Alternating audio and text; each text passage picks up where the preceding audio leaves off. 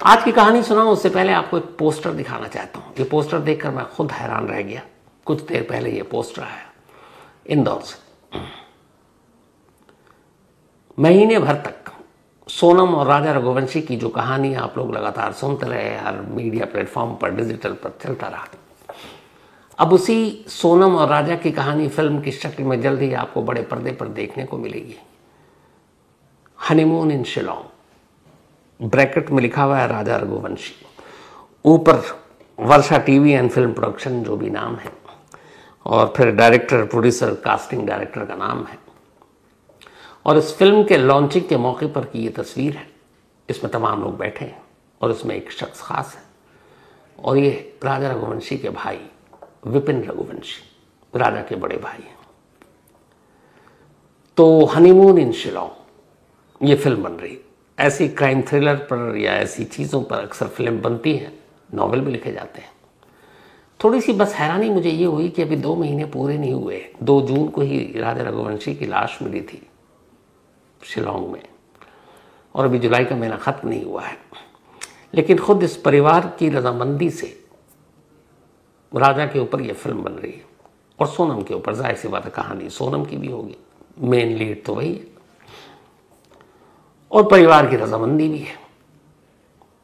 तो मैं ये कुछ कमेंट्स करने किसी के लिए नहीं कह रहा हूँ, बस मैं खुद पर्सनल अपनी राय, मतलब जो मैं सोच रहा हूँ बहुत ईमानदारी से, कि ऐसा कैसे हो सकता है। अभी सिर्फ 2 ही महीने तो हुए।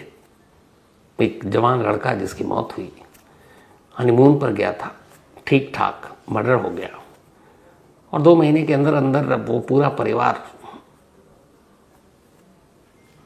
इस फिल्म के बनाने के पीछे।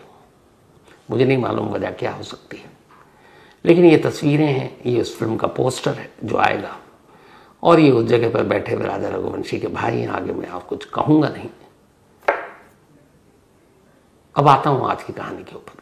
आखिरकार वो पल आ गया, वो घड़ी आ गई जिसका इंतज़ार था, और वो ये कि वक्त बीतता जा रहा है। पता नहीं कर्नाटक सरकार की मंजूरी के बावजूद जो स्पेशल इन्वेस्टिगेशन टीम बनाई गई थी धर्म स्थला के आसपास उन रहस्यमयी सैकड़ों लाशों का सच जानने के लिए, वो वहाँ कब पहुँचेगी।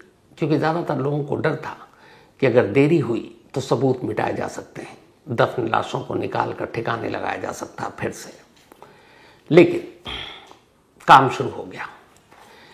ये जो पहली तस्वीर आपको दिखा रहा हूँ, ये उसी धर्मस्थला में एक गेस्ट हाउस की है, और यही है SIT यानी स्पेशल इन्वेस्टिगेटिव टीम का इस वक्त हेडक्वार्टर। और यहाँ इस वक्त इस SIT के जो चीफ, जो DGP हैं, जिनकी निगरानी में टीम बनाई गई है, प्रणब मोहंती, उनका ये काफिला है जो इस गेस्ट हाउस में आ रहा है। यही मीटिंग हुई, और इसी जगह 2 दिन, सैटरडे और संडे को, उस गवाह से लंबी पूछताछ हुई, जिस गवाह की गवाही और उसके सामने आने के बाद ये भूचाल आया कि धर्मस्थला के आसपास की सच्चाई क्या है। ये वही गवाह था जिसकी कहानी आपको सुनाई, जिसने SP को लेटर लिखा, फिर मजिस्ट्रेट के सामने 164 के तहत बयान दर्ज किया, और उसने दावा किया कि 1995 से लेकर 2014 तक वो नेत्रावती नदी के किनारे एक सफाई कर्मचारी के तौर पर काम कर रहा था, और इस दौरान उसने अजीब अजीब चीज़ें देखी। शुरू में समझ भी नहीं आया, बाद में उसे कहानी समझ में आई। उसने लाशें देखी जिन्हें ठिकाने लगाया जा रहा था। उन लाशों में महिलाओं और लड़कियों की लाशें ज़्यादा थीं। कहीं के प्राइवेट पार्ट्स पर उसने चोट देखे, बिना कपड़ों की लाशें देखी, और अब 19 साल बाद उसने सच्चाई बयान की। तो 2 दिनों तक SIT के गठन के बाद 20 लोगों की टीम को मिलाकर ये SIT बनाया गया है, DGP प्रणब मोहंती की अगुवाई में। इसी गेस्ट हाउस में उससे पूछताछ हुई, और बाकायदा ये पूछताछ वीडियोग्राफ थी, यानी कि कैमरे पर रिकॉर्ड किया गया। और इस पूछताछ के बाद फिर मंडे को SIT की टीम पहली बार उन जगहों के लिए निकलती है जहां पर इस गवाह के हिसाब से उसने 19 सालों में सैकड़ों लाशें दफनाई थी। पूरे लाओ लश्कर के साथ, पूरी फोर्स के साथ, कई गाड़ियों का काफिला, और ये लोग पहुंचते हैं धर्मस्थला में। नेत्रावती नदी और उसके आसपास रिजर्व फॉरेस्ट का एरिया है। वहां पर बारिश भी हो रही थी, और इस दौरान में साथ में वो गवाह भी था। इन पुलिस वालों के बीच में आप उस गवाह को भी देखेंगे। यहाँ भी उसका चेहरा पूरी तरह से नकाब से ढका हुआ है, जैसे कभी कोर्ट में पेशी के दौरान था। इसकी जान को खतरा है, इसलिए एसआईटी की जिम्मेदारी ये भी है कि उसे सुरक्षित रखा जाए, उस पर किसी तरह का हमला ना हो, उसे मारने की कोशिश ना हो। ये अब एसआईटी की जिम्मेदारी है, क्योंकि वो एसआईटी की निगरानी में है। तो भारी सुरक्षा तामझाम के बीच इस गवाह को लेकर एसआईटी की टीम मंडे यानी कल एक दिन पहले 28 जुलाई को धर्मस्थला के आसपास पहुंची। अब वो ले गया एक एक कर अलग अलग जगहों पर, कुल 15 जगहों पर ये गवाह एसआईटी की टीम को अपने साथ लेकर जाता है। इन 15 जगहों में नेत्रावती नदी का किनारा, वहां के हाईवे और रिजर्व फॉरेस्ट एरिया, इन सभी जगहों पर। अब यहां दिक्कत एक ये थी कि जब इसे ले जाया जा रहा था तो एक और बात आई। ये जो नेत्रावती नदी है, इसकी बड़ी अहमियत है, एक पूजनीय स्थल है ये।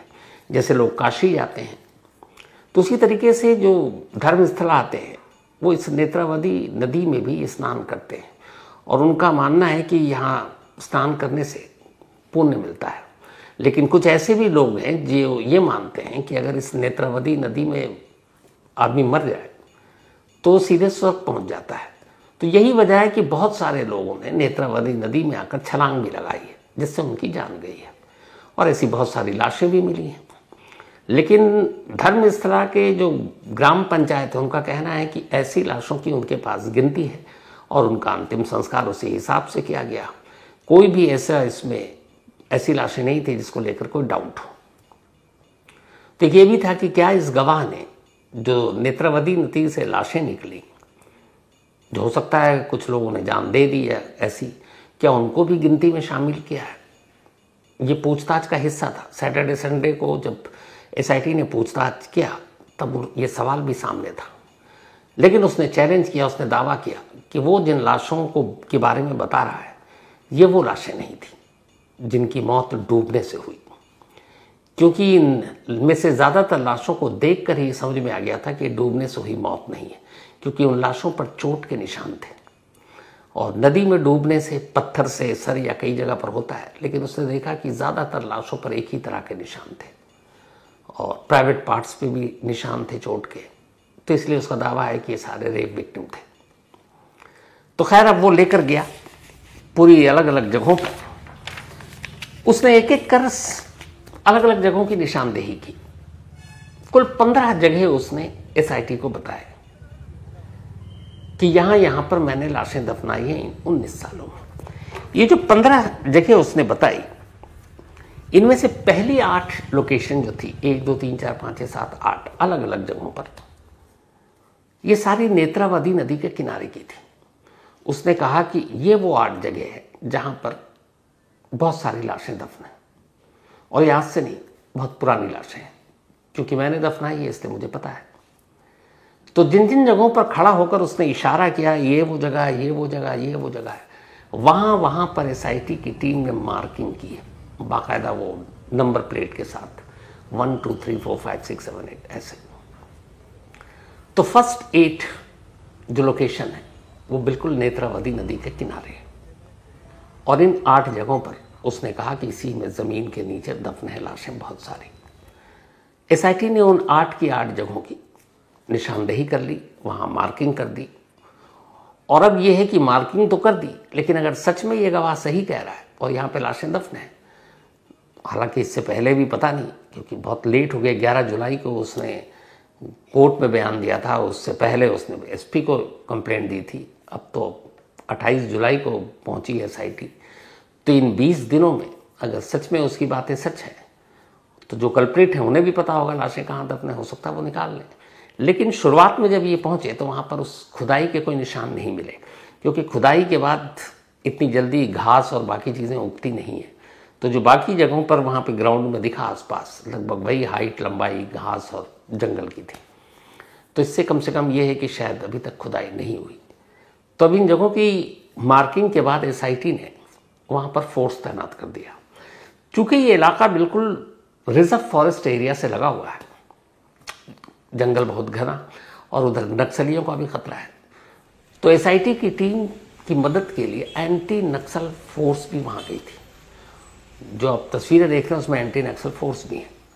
तो अब इन जगहों की जहाँ मार्किंग की गई पहले से लेकर 8 नंबर तक, वहाँ पर एंटी नक्सल फोर्स को अभी जिम्मेदारी दी गई है और कुछ लोकल पुलिस को कि अब आप इसकी निगरानी करेंगे, इसके आसपास कोई ना आए जब तक कि यहाँ खुदाई नहीं हो जाती। पहली 8 लोकेशन उसने बताई, उसकी मार्किंग हो गई। इसके बाद अब 9 to 12, 9, 10 से 11, 12 उसने 4 और लोकेशन बताई 8 के बाद। ये जो 4 उसने लोकेशन बताई, ये नेत्रावती नदी से थोड़ी दूरी पर एक हाईवे है और ये इलाका बड़ा सुनसान है क्योंकि जंगल है और बहुत कम ट्रैफिक होता है। तो उस हाईवे के करीब भी जंगल का इलाका शुरू हो जाता है। तो नेत्रावती नदी के किनारे हाईवे पर 4 उसने लोकेशन बताई है। पहली 8 उसने नेत्रावती नदी के किनारे किनारे बताई। बाकी के 9, 10, 11, 12 4 लोकेशन जो उसने बताई है वो हाईवे के किनारे बताई है कि ये हाईवे और इस हाईवे के किनारे की जो खाली जगह है जहाँ से जंगलात शुरू होते हैं वहाँ मैंने लाशें दफनाई थी।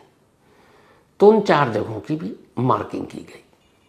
तो ये नेत्रावती नदी के किनारे हाईवे के, तो ये हो गए 8 और 4, 12। 13वीं लोकेशन जो उसने बताई वो था एक नेत्रावती और अजूपुरी एक इलाका है, इन दोनों को एक जोड़ने वाली सड़क है और उस सड़क के करीब ये 13वीं जगह थी जहां उसने कहा कि उसने लाश दफनाई थी। एक नहीं कई। तो जो अलग अलग मार्किंग की गई यहां से आपको समझ में आ जाएगा क्योंकि इस 13वीं जगह पर ये थोड़ा सा सड़क के किनारे, तो आप इसको छुपा भी नहीं सकते, वहाँ से आम लोग भी गुजर सकते हैं। तो हमारी टीम भी थी वहाँ पर, सगे राज और हमारे कैमरामैन जो वहाँ पर दोनों शिवमूर्ति, तो शिवमूर्ति और सगे राज ने भी वहाँ पर देखा। और उसके बाद ये जो 13 नंबर का प्लेट देख रहे हैं ना, यही मार्किंग है। जहाँ जहाँ इस गवाह ने बताया कि उसने इन जगहों पर लाशों को दफनाया है, उन जगहों पर पहचान के लिए नंबर प्लेट ज़मीन पर गाड़ दिए गए। तो ये 13 नंबर का जो आप बोर्ड देख रहे हैं यही मार्किंग है और इसी जगह पे अब खुदाई और इसके आसपास शुरू होगी। हो सकता है कल से शुरू हो जाए, यह अब SIT के ऊपर है। तो पहली 8 मार्किंग नेत्रावती नदी के किनारे, दूसरी 4 नेत्रावती नदी के करीब हाईवे के किनारे और 13वीं यानी तीसरी जो थी वो नेत्रावती और अजूपुरी सड़क को जोड़ने वाला जो एक इन दोनों को जोड़ने वाली सड़क है वहां पर। तो ये हो गए 13 ऐसी जगह थी जहां पर इस गवाह ने बताया कि यहाँ पे बहुत सारी लाशें दफन हैं। 14वीं और 15वीं उसने और लोकेशन बताई, 14th and 15th। और ये जो थी ये हाईवे के करीब एक कन्याडी जगह है वहां पर है, वहां से थोड़ी दूरी पर। तो हाईवे के करीब कन्याडी जगह पर उसने 14th and 15th लोकेशन के बारे में बताया। इस जगह से इस गवाह ने इस धर्मस्थला के आसपास अभी तक पहली बार में मंडे को जब SIT टीम इसको लेकर गई तो उसने 15 लोकेशन बताए हैं कि इन 15 जगहों पर अगर आप खुदाई करेंगे तो यहां से लाशें बाहर निकलेंगी। अब इन 15 जगहों को ये दीपक ने मैप के जरिए भी निकाला। तो आप देखें तो ये मैप किस तरीके से बनता है, क्योंकि सारा नेत्रावती नदी है और फॉरेस्ट रिजर्व जो फॉरेस्ट है वो एरिया और हाईवे ये सब सन्नाटे वाली जगह है और यहाँ कोई बस्ती नहीं है। दूसरी बात, यहाँ पे कोई कब्रिस्तान नहीं है। तीसरी बात, यहाँ पे कोई सिमेट्री नहीं है जहाँ ईसाइयों को दफनाया जाता है। तो ऐसी कोई चीज़ नहीं है। और सबसे बड़ी बात ये कि रिजर्व फॉरेस्ट है, यहाँ ये जंगल जो है ये पूरा रिजर्व है। आप यहाँ पर किसी लाश को दफना ही नहीं सकते, परमिशन ही नहीं है। तो अगर इस गवाह के हिसाब से इन जगहों से लाशें निकलती हैं तो ये धर्मस्थला है उसके ग्राम पंचायत के भी अधिकार क्षेत्र से बाहर है। तो फिर यहाँ लाशें दफनाने का क्या मतलब। और इन्हीं जगहों से उसने बताया कि एक जो 15 लोकेशन, उनमें से एक लोकेशन से उसने बताया कि उसने छुप कर जाके वहाँ खुदाई की थी और एक कंकाल निकाला था। और जो उसने जाकर पुलिस स्टेशन में जब अपनी कंप्लेंट दी थी तब SP के सामने बोरी में रखकर वो कंकाल भी रख दिया था। अब 15 जगह की ये हो चुकी है, शायद अभी कुछ और लोकेशन बाकी है, लेकिन उसकी बातों में कितना दम है, कितना सच है। अगर इन 15 लोकेशन की खुदाई एक बार शुरू हो गई और वहां से कंकाल निकल आया तो फिर तो कोहराम मच जाएगा। अब यहां यह भी है कि कंप्लेनेंट बहुत सारे लोग नहीं हैं, तो पुलिस की दिक्कत यह है कि SIT की कि अगर मान लीजिए इस गवाह के हिसाब से लाशें निकल आई तो फिर ये लाशें किसकी है, इसकी शिनाख्त कैसे होगी? क्योंकि बहुत सारे लोग फिर डिफेंस में आएंगे और कहेंगे कि ये तो नेत्रावती नदी में बहुत सारे लोगों ने जान दी, उनकी भी हो सकती है। तो अब ये भी है कि एसआईटी ने यह कहा है कि जिन जिन लोगों का कोई मिसिंग है और जिनकी शिकायत है कि पिछले 20-25 सालों में पुलिस ने कभी उनकी मिसिंग कंप्लेंट दर्ज नहीं की, वो लोग एक एक कर सामने आए और लोग सामने आने शुरू हो गए। तो जब सामने आएंगे, कुछ तो हैं जिनके रिकॉर्ड अभी भी हैं मिसिंग के, तो एसआईटी का ये है कि अगर इन जगहों से लाशें निकलती हैं तो फिर उनका डीएनए होगा, और जो जो लोग क्लेम करेंगे, दावा करेंगे कि उनका अपना कोई मिसिंग है, उनका सैंपल लिया जाएगा और फिर उस सैंपल के जरिए अगर मिलान हो गया, मैच कर गया, तो समझ लीजिए गवाह 100% सच बोल रहा है। अब खुदाई में चूंकि अभी तो सिर्फ मार्किंग हुई है, अब खुदाई क्यों नहीं, ये सवाल है। तो एसआईटी टीम का कहना है कि जो पूरा जगह है उसमें से ज़्यादातर जगहों पर जो मार्किंग हुई है वो रिजर्व फॉरेस्ट का एरिया है, आरक्षित जंगल है वो, और जंगल के अपने कायदे कानून हैं। तो पहले वहाँ उसमें जाकर खुदाई के लिए परमिशन लेने की ज़रूरत है। तो जो वन विभाग है और जो वन मंत्रालय, हालांकि सब कुछ कर्नाटक सरकार के अंडर में, चीफ मिनिस्टर ने खुद एसआईटी बनाने का ऐलान किया है, तो फिर ये सारी चीज़ें छोटी मोटी हैं, लाल फीताशाही जिसे हम कहते हैं, कागजी कार्रवाई, तो इजाज़त मिल जाएगी। तो जैसी इजाज़त मिलेगी तो उम्मीद यही है कि अब जल्द से जल्द यहाँ खुदाई शुरू हो जाएगी। और इस खुदाई के लिए आपको ये भी बता दूं कि कर्नाटक ही नहीं है, आसपास के जितने भी नेबरिंग स्टेट हैं वहाँ से, बल्कि तमाम मीडिया वाले, जो लोकल न्यूज़ चैनल हैं, लोकल न्यूज़पेपर हैं, वेबसाइट है, सोशल मीडिया, डिजिटल मीडिया, इनका जमावड़ा है इस वक्त धर्मस्थला में, और वो सारे लोग बस इस खुदाई का इंतज़ार कर रहे हैं। तो पहला फेज़ कंप्लीट हो गया, मार्किंग हो गई है 15 जगहों की शुरुआत में। अब इन 15 जगहों पर खुदाई होनी है, जिसका हर एक को इंतज़ार है, और इस खुदाई के बाद ही ये कहानी आगे कितना जाएगी तब पता चलेगा। फिलहाल इस गवाह को बेहद कड़ी सुरक्षा में एसआईटी ने अपनी निगरानी में रखा हुआ है, क्योंकि इसकी जान को खतरा भी है।